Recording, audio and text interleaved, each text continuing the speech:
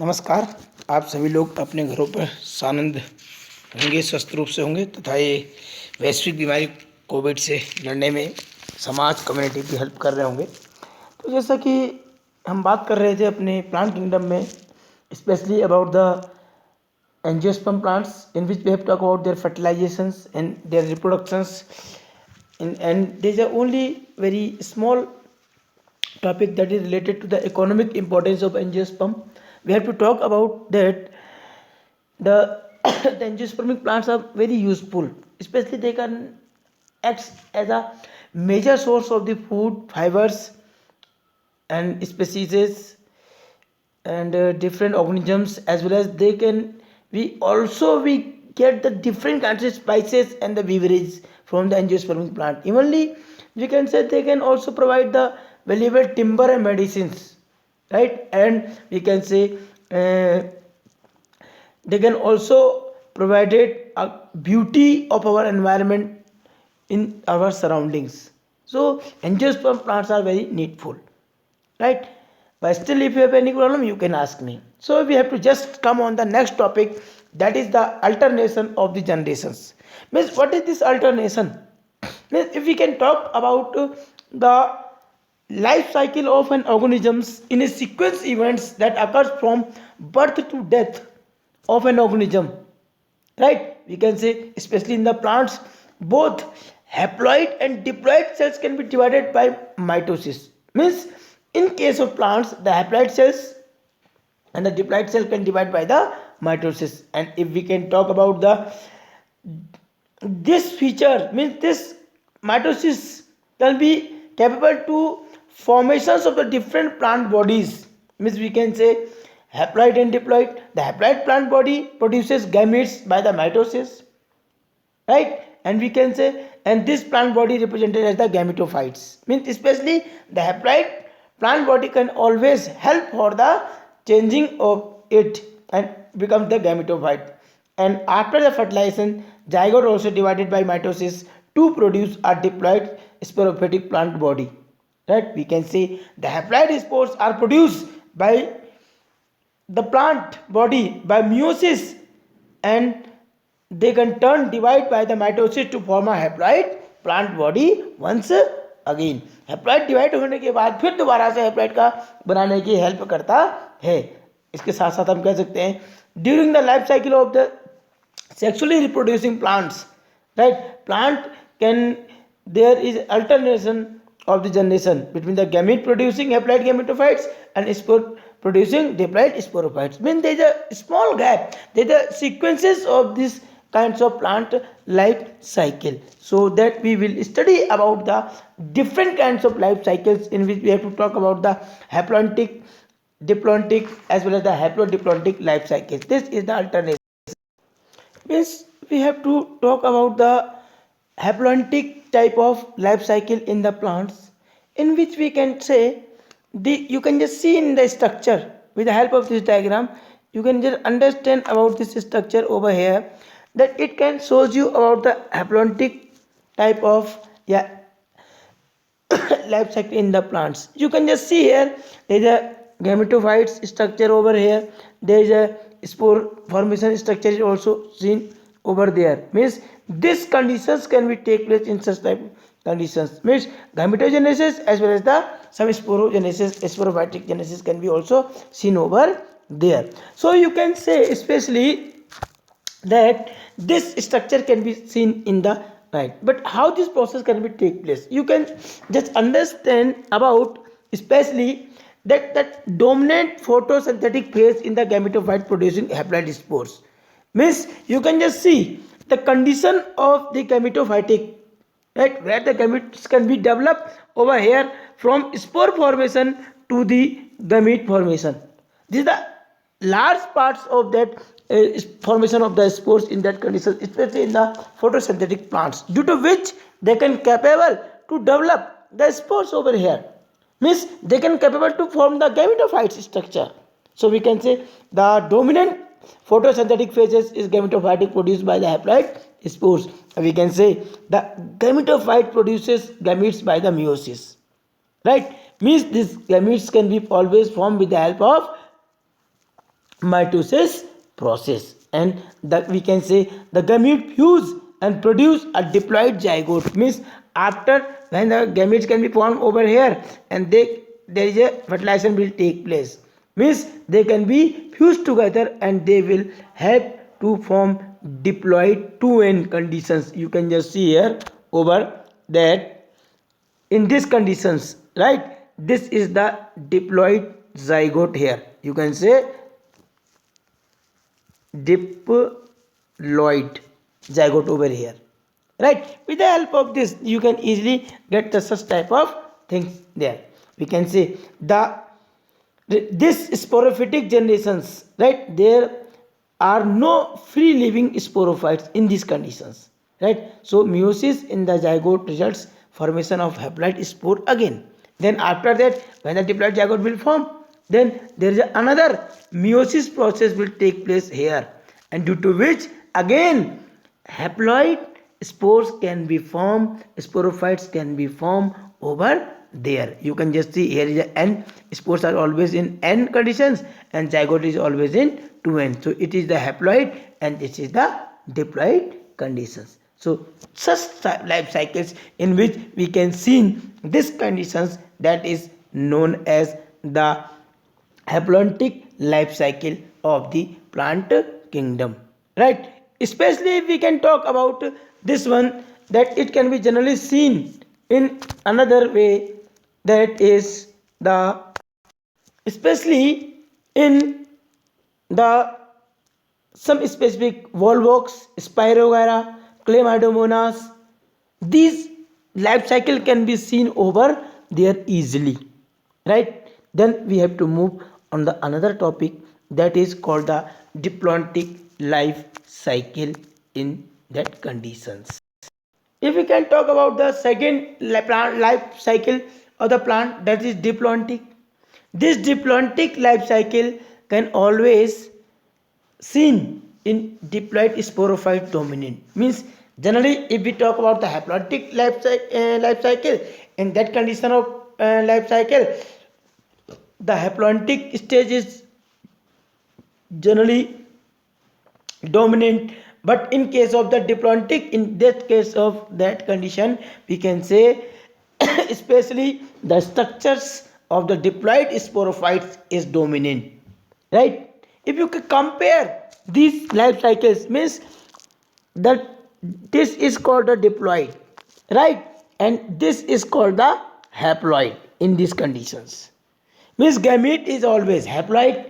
So if the major part of life cycle is haplontic or haploid, in that condition we can say haplontic life cycle. If the sporophytes are or zygote which has sporophytes and diploid, if the major part of that life cycle is then diploid, in that condition we get a diplontic life cycle, right? So here we have to talk about the diplontic life cycle. So we can say easily that in case of diplontic life cycle, the diploid sporophytes is the dominant, and we can say the multicellular diploid phases is called sporophytes. Means generally this structure, this from here to here, this the whole structure, that is called the sporophytes. And we can say the gametophytic phase is represented by the single fused cell haploid gametophytes. Means especially the other phase, this is known as gametophytic phase, where the gametes can be capable to develop. It is the very single fused cell haploid gametes can be formed over there. So this kind of life cycle is known as diplontic life cycle in the plants. We can see all seed bearing plants of gymnosperm or angiosperm follow this pattern of life cycle. Means in all kinds of plants, especially in the haploid and in the diploid conditions, all the plants are always seen in such the diplontic life cycle. As you can say, especially the ficus, alga, they all have the diplontic type of life cycle. Then we have to come on the next type of life cycle, that is called haplodiplontic. The word itself explains about this haplodiplontic life cycle. Especially in this you can just see the both phases, right? Means we can say In this type, there are two distinct multicellular phases. Means diploid sporophytes and haploid gametophytes are present. Means both phases are multicellular, as well as we can say they are different in different phases. Means they can be seen in different phases. Evenly, if we can say, especially the development of this haplodiplontic life cycle, in which you can say, especially the dominant independent photosynthetic thyroid erect phase is represented by the haploid gametophytes. Right? You can just see, and there is the haploid gametophyte. This is the part, right, where the spores can be, they can be capable to form a gametes over here, and we can say it alternates with the short-lived multicellular sporophytes, totally, partially, or dependent on other gametophytes.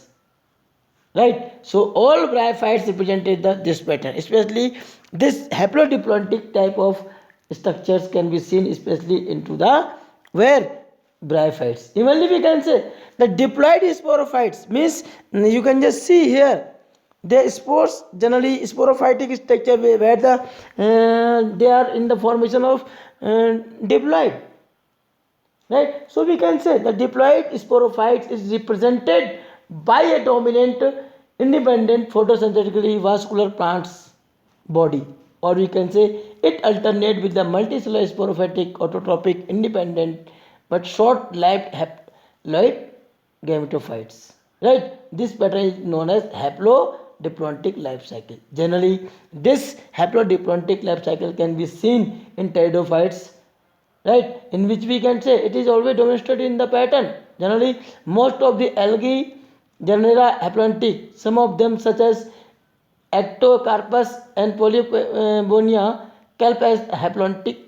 Means in the case of the haplodiplontic, the both are found in that condition. So we can say generally are. As I have explained you with the help of diagram, you can just see in the theoretically that haplontic, especially in that condition, the sporophytic generation is represented by only one cell zygote, and meiosis in the zygote results into haploid spores to form gametophyte, which is the dominant vegetative phase of that conditions. Specially जो sporophytic generation होती है, जो sporophytes का जो condition होती है, उसमें जैसी मियोसिस होती है तो उसके बाद गैमेट्स बन जाते हैं, और गैमेटिक फेज जो होता है, गैमेटोफाइटिक फेज जो होता है, बहुत लॉन्ग होता है in compare to the sporophytic phase in such conditions. So we can say it is the most important conditions of that point of view of that conditions. Evenly we can again say that the other hand, right, it can be especially seen in the volvox and the Spirogyra.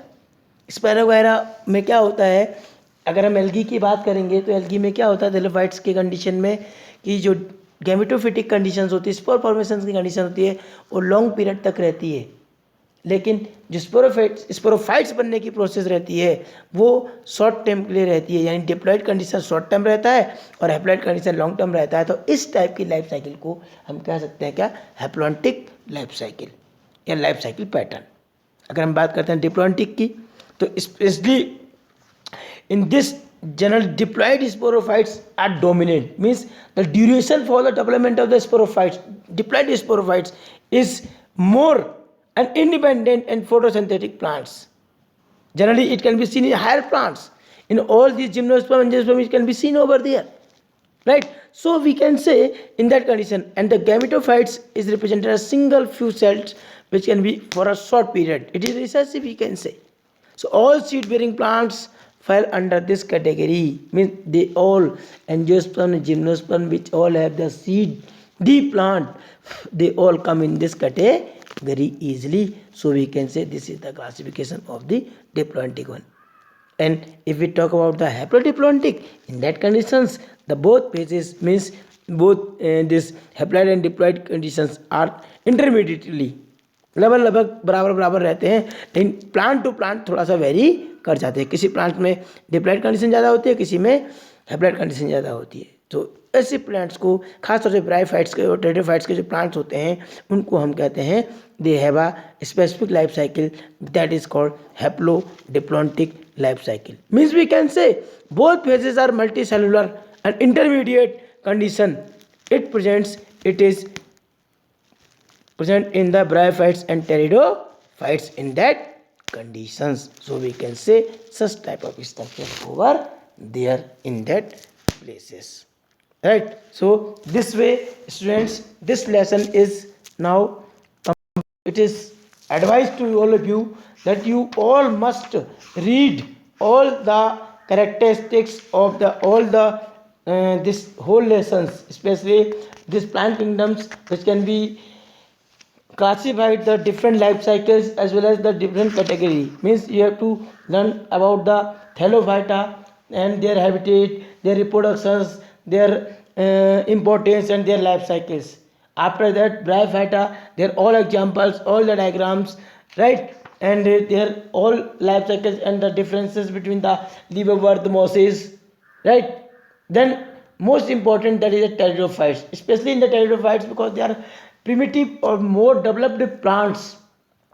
So you must read their characters also, their importance also. They are most important in those ways. Evenly their economic importance maybe sometimes can be asked. After, you have to just learn about the gymnosperm, why they are known as gymnosperm, what about their seeds and how they can capable to grow, and what are their category, what are the different phylums of the gymnosperms and their classifications.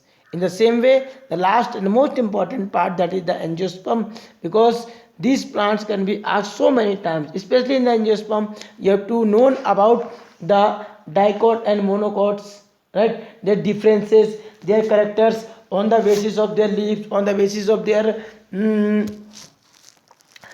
on the basis of their characters only, and on the basis of their some other characters also, especially you can say on the basis of cotyledons, on the basis of venations, on the basis of root, on the basis of stomatal shape, vascular bundles, cambium ring, right. All these are the different things on the basis of which you have to learn about all these such type of characteristics, right. Evenly, you have to also know about the secondary and the primary growth of these structures. And you also, most important thing about the life cycle of the angiosperm, as I have already explained you about in the alternation of generations, in which we have talked about it, especially that is known as diplontic life cycle, right. If we will talk about, especially in that conditions, you will study that after the formation of zygote, the sporophytes can be developed over there,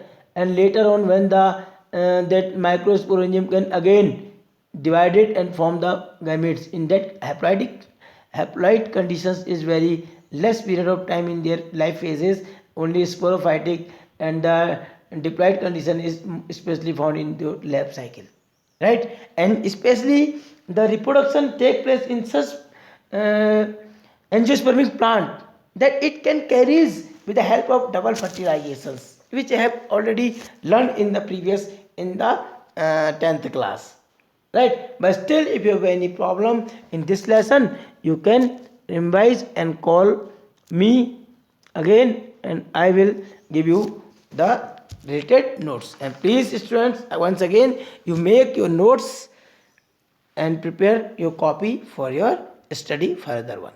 And just be aware from the COVID-19 coronavirus, and take care at your homes.